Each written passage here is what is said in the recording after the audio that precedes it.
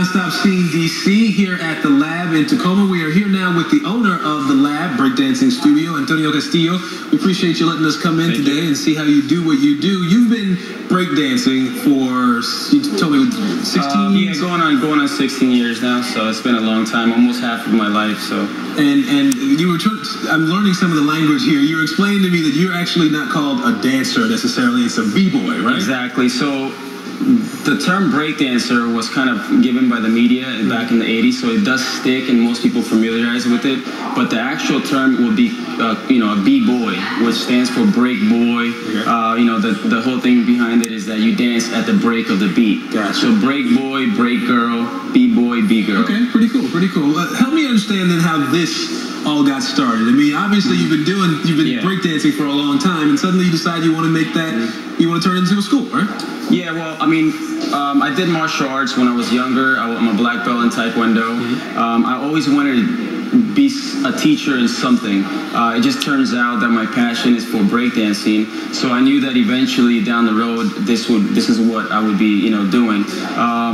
When I first started doing it, it was more just finding a place for me to be able to go to and practice anytime I wanted, Yeah. As I started to build it, though, it became something where I was like, people are always asking me to teach them. If I turn it into a school now, I can say, yes, I can teach you, and this is my address. You're more than welcome to come. So it's kind of one of those things that just kind of happened. What are some of the basics? What are the basic things people need to be able to do, or basic things that they learn if they're going to breakdance? For one, when I always start my classes, I always make sure everyone stretches. We want to prevent any type of injury or pulling any muscle or anything like that.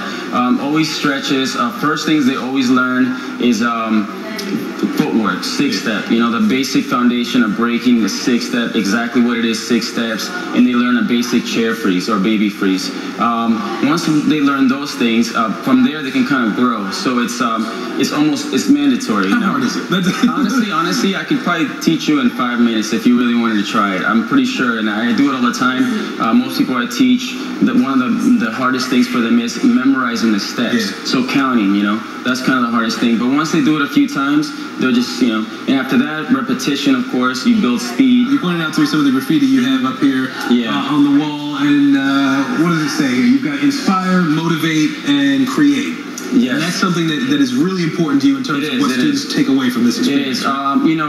I consider myself to be one of those people that has a purpose as far as inspiring people, being a role model to people. So I wanted this place to be a very inspiring atmosphere for everyone, whether you're just coming here to work out or whatever the case may be. I think that those 3 things could apply to just about anything, Obviously, you always want to inspire, because that's, what we're doing here on this planet, always motivating people.